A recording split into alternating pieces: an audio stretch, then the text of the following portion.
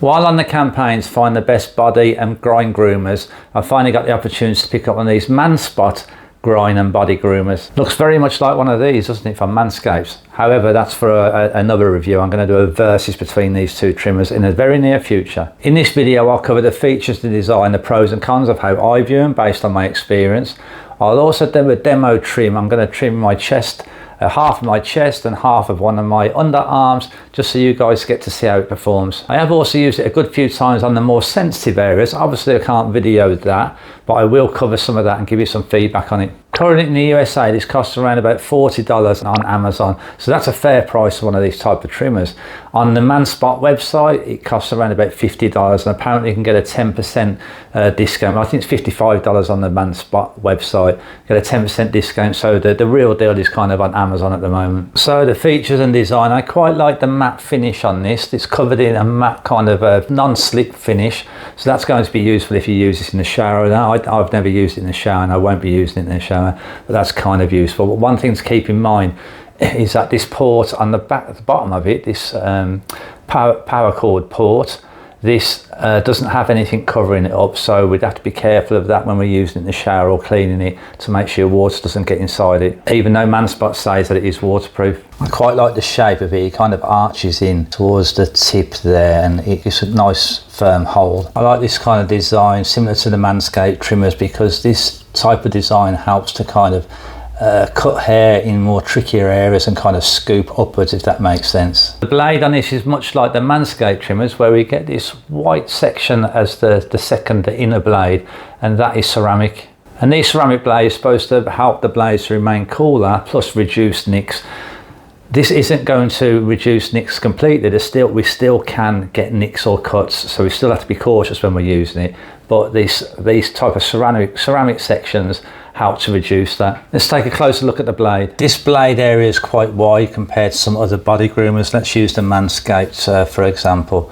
You can see it's quite a bit wider, that is. So that's really good for trimming larger areas, say like the chest or legs or something like that, having a wider blade area. It's more like a trimmer blade length of a beard trimmer. To open up the blade section is quite easy. We just prise the front bit with our thumbs there. What was quite tricky that I found though was to remove this blade. I didn't find anything in the instructions, but this is how we have to do it. There's down here, if we can get a bit of a close up, there's like a hinge there, and there's two kind of noggins that side, and we've got to kind of prise that forward, and that takes it out. But I couldn't suss this out at first.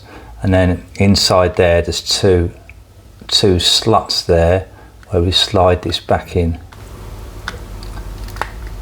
That's it, it's back in.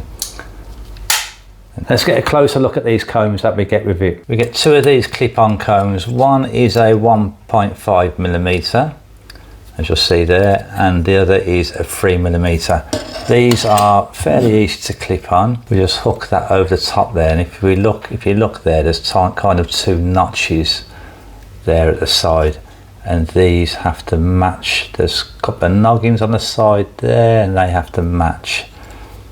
And it just slides in easy enough. And to prise it off, we kind of have to just, or how I do it anyway, so I just get my finger, thumb and arm between there. That can be a little bit stiff. Let's do that again. Easy enough to clip in. Okay, I can clip it off at the back there as well as doing that side. Yeah, maybe that's easier. And we also get two other combs. These are reversible, so we can switch these around either side. And with these we get 3mm, and on the other side we've got 6mm. That's also etched in on the side of the combs there. See there, that's the 3 and 6mm. And this is a 9 and 12mm. However, these are not quite as easy to attach and detach as the other combs. With these ones, we really have to try and match up this notch on there with the fitting area there.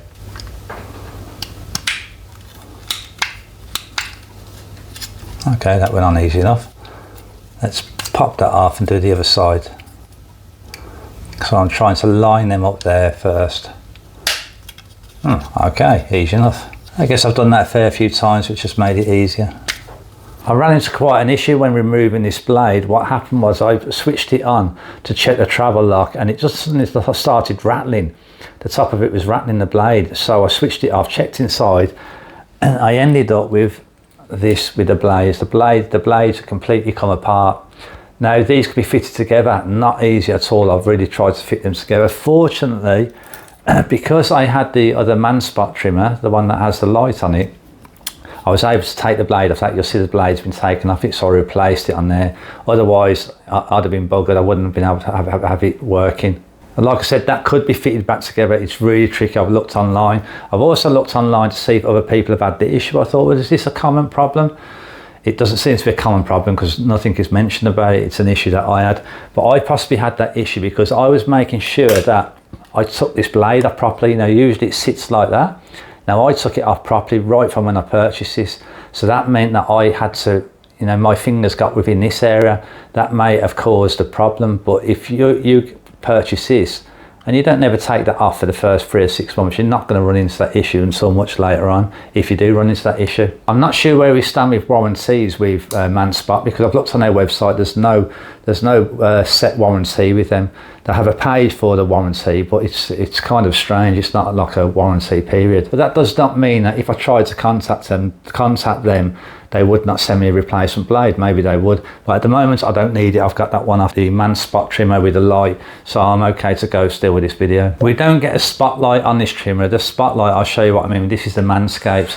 The Manscaped has like a spotlight on there, which I find really useful. I like to have that, especially shaving around the more sensitive areas. However, the other model does have that. This is a little bit more expensive. This is it was $55, I think this model is, but this does have the, well, it did have the light on the front of it. Yeah, there's a light on the front of it. So they do have the model with a light on, but I like to have that. I guess it's not a deal breaker. We can find some sort of light down there. It's just a feature that I like to have. It comes with a useful travel lock that I like to have, where we press and hold the button for a couple of seconds or so, 3 or 4 seconds.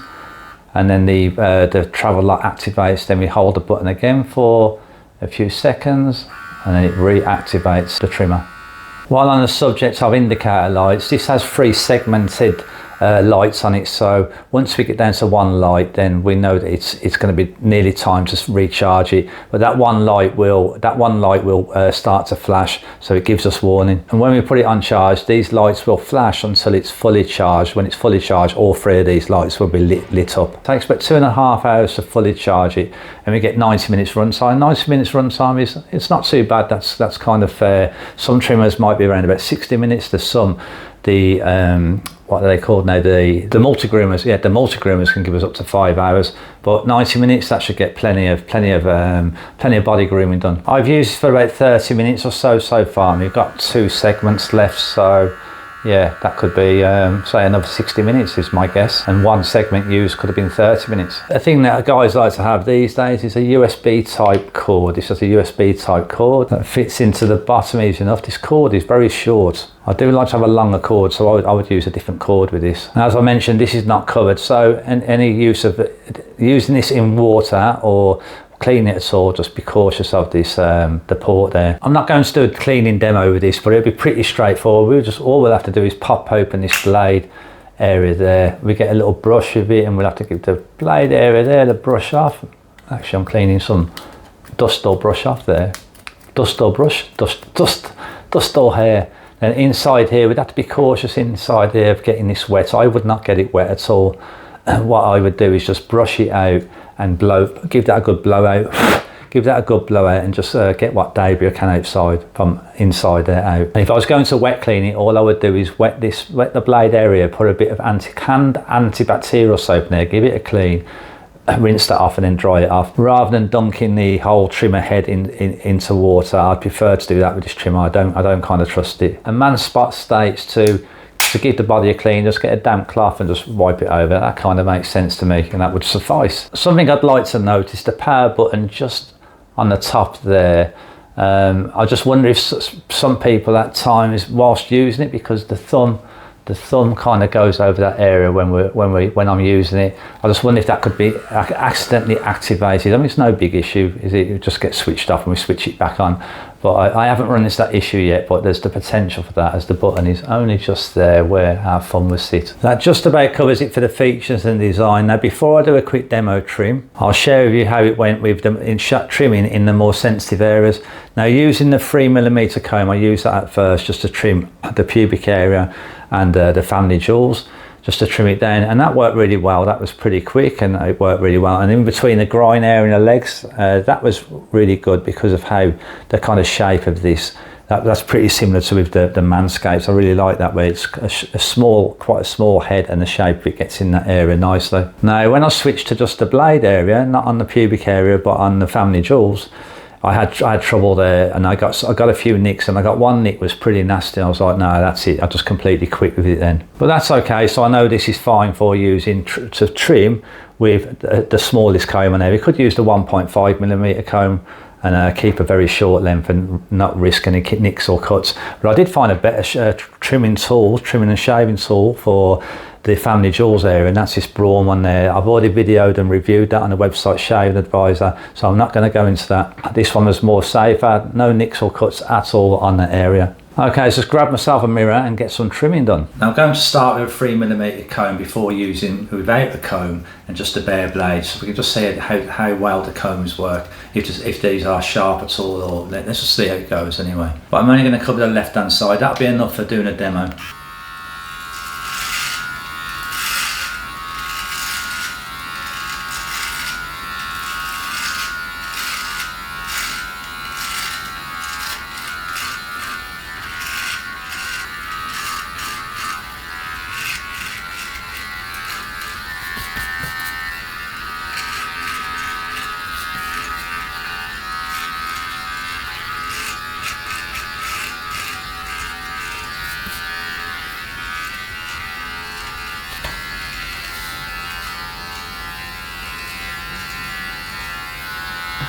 And now for the underarm.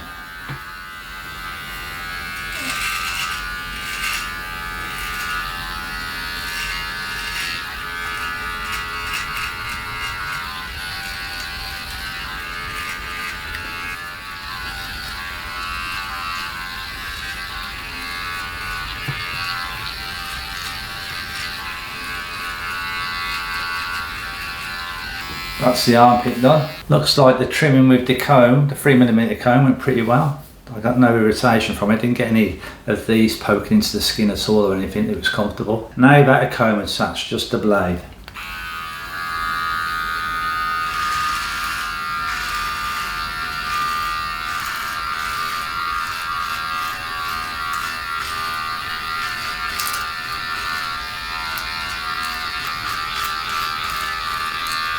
That feels comfortable enough. A little bit of scratching from the trimmer blade, that's to be expected. Just have to be a bit light-handed and a bit cautious. Don't be too heavy-handed.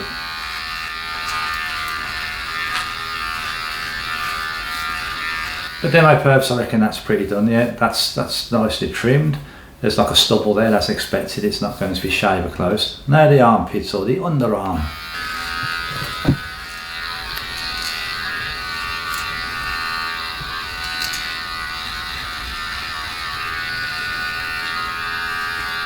Yeah, have to try and go quite gentle because the blade can be a little bit rough.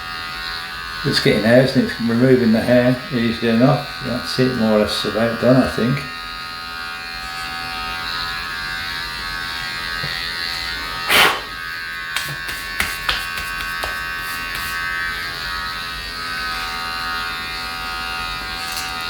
Yeah, that's done.